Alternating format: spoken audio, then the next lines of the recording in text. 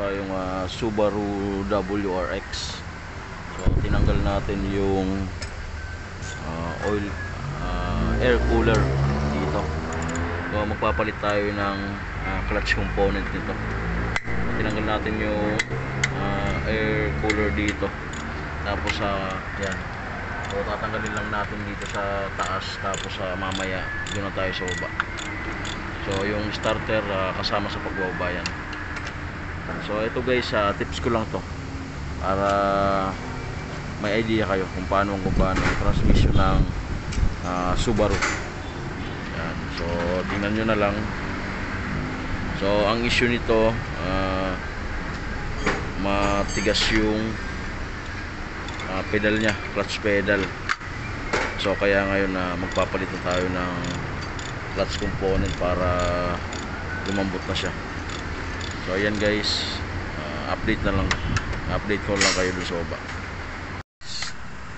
So update ko lang kayo, tinanggal natin yung CB joint. So kabilaan yan guys. Yan. Tapos tinanggal rin natin yung exhaust pipe na punta dito. Yan. Tapos yung dito naman, tinanggal natin yung propeller. So ito yung karugtong guys ng exhaust. So itong cambio, tatanggal rin natin yan para may baba na natin. So ito lang yung tatanggalin, yung itong member na to. So may bababa na natin yan guys. Yan. So dito na guys, bago natin bunutin yung transmission, so tatanggalin natin itong alin na to.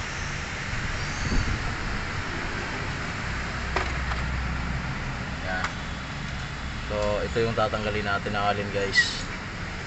Tapos maglalagay tayo ng tornilyo dyan. So kailangan may pump puller tayo dyan para mabunot natin na walang nasisira dyan sa mechanism ng secondary fork, yung fork na yan. Yan. Yan guys, so natanggalan natin to dito. So lalagyan to ng gis dito guys para mabunot natin yung pinakang shafting. So nilagyan na natin. Yan. So bubunutin yan guys.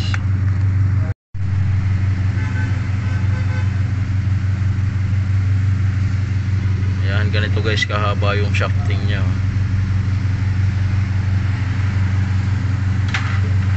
Yan. So kailangan kasi wala to dito. Ito. So pwede na natin bunutin yung transmission. Ito na guys yung pressure plate. Yan. Tapos ito yung fork nya. So hindi nyo siya basta-basta matatanggal hanggat hindi ito tinatanggal tong fork na to. Dahil ang purpose nito guys, yan. So dito yan, nakasuot yan dito. Yan, ganyan. So ang purpose nito, ito, kakabigin niya pag ganito. So hindi katulad ng ibang mga sasakyan. So pagka inapakan yung secondary, itutulak na yung pressure plate. Ito guys hindi. So kakabigin niya patras yung pressure plate. Yan. So iba yung sa Subaru. Yan. So talagang kailangan nyo magtanggal ito guys. So kailangan talaga magtanggal nitong shaft na to. So merong gatlayan. Yan, ipapasok lang yan dyan. So mamaya natin ikakabit. So ilalagay muna natin to pagka ikinabit natin yung transmission. Lalagay muna natin dito, tapos saka natin ikakabit to. Yan. So baklasin na natin yung clutch guys. So basta alam nyo kung paano. Baka mamaya sundot lang kayo ng sundot. So hindi nyo to basta-basta matatanggal hanggat di nyo to tinatanggal. Yan, so tatanggalin na natin to guys.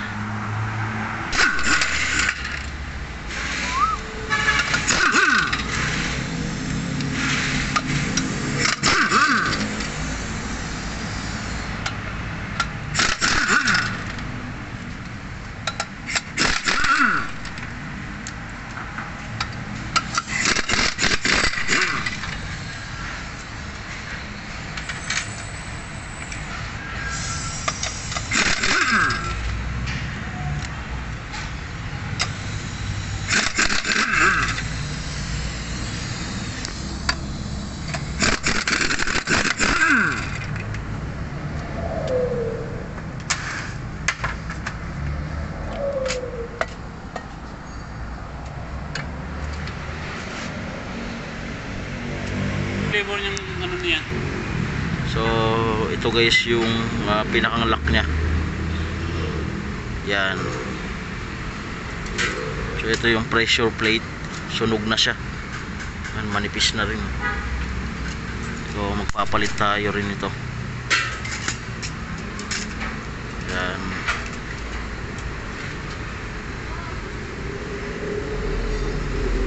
So kadalasan na tinutulak ng release bearing. So ito guys hindi kinakabig ng release bearing itong pressure plate. So magkaiba sila. So para magbukas yung clutch disc. So kakabigin niya, itutulak niya palabas para makambyo siya. Yan. Guys, so dito na tayo. Magpapalit tayo ng crankshaft coil seal. So mapapansin nyo walang tagas, pero meron yan guys. So nilinisan lang yan. Ito yung pamalit natin. Yan. So sisikwatin lang naman natin yan dito guys.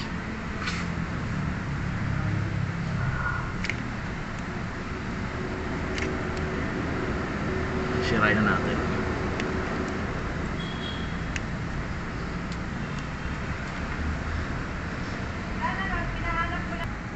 So dito na guys. So nasira na dahil sobrang dikit siya. Ito yung pamalit natin. And guys, so dito na nilagyan ko ng sealant tapos grasa dito sa gitna. So ito guys, kailangan na nililinisan ito paglalapatan dito para hindi tumagas. So ilalagay na natin ito.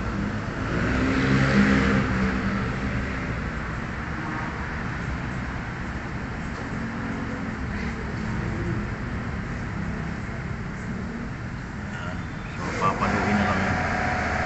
So pwede naman kayong gumamit ng pamalo na ano guys dito, kahoy, para hindi masugat tong rubber dyan. So papalapatin ko na lang yan.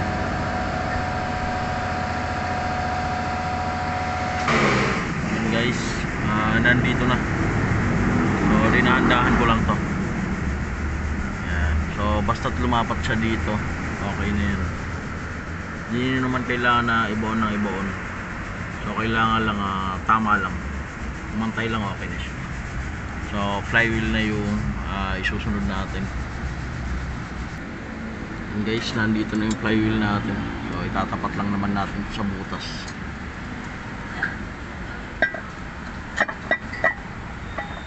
Ayan.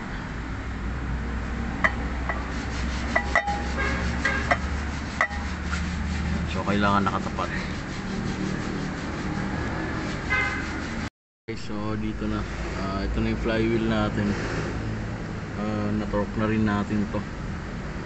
So mga nasa 60 or 70 pwede na yan.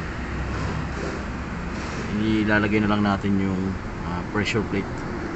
Guys, so dito na yung pressure plate natin. Ikakabit na natin to. Ito yung release bearing. So ito guys, yung dito, ito yung luma. So ito, para matanggal nyo to, so igaganyan nyo muna ng mga kalahati.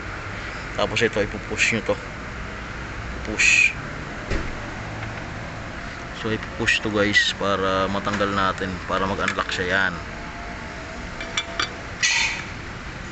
So kabilaan. Yan. So tanggal na. So yun lang naman yung pinaka-lock nya. Yan.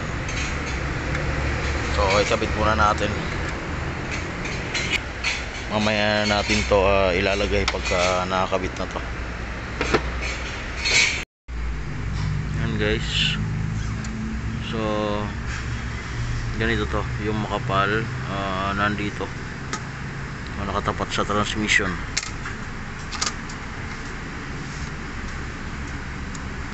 So yung manipis dito sa flywheel nakatapat. Yan. So isasampa na natin. Yan guys.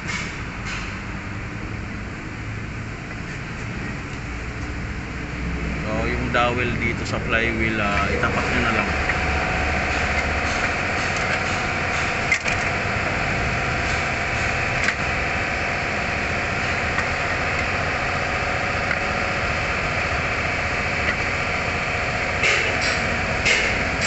So merong dowel yan dito guys, tatlo. Tapos dito. Yan. O gano'n rin dito. So kailangan guys, wala tayong panentro dito. Ano na lang natin, tatansyahin na lang natin na sentro dito. Yan guys, so lalagyan na natin ng tornilyo. So 12mm to.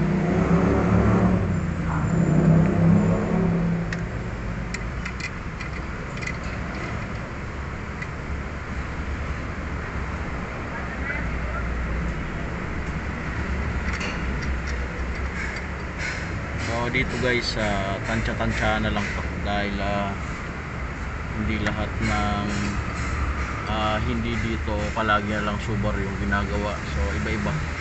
Kaya wala tayong pang input shock dyan. Pero pagka natansya naman na sentro naman, pasok na pasok naman.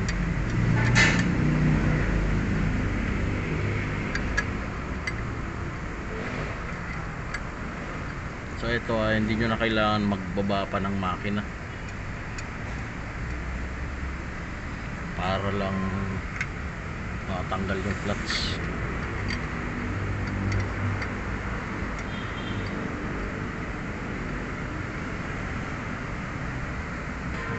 Yan guys, so medyo bagsak to. Yan, yung isang kamay nyo dito, so nakasentro, tapos saka nyo higpitan para lumapat siya.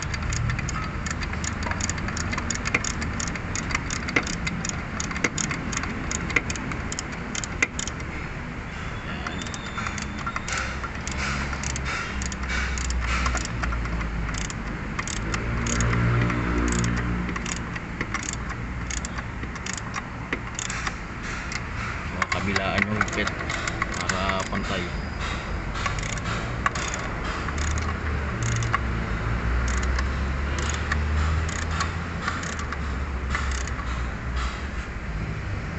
Guys, okay na. So naigpitan na natin to.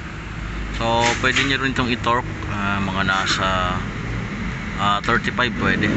Kasi ano lang to, 12mm na bolt.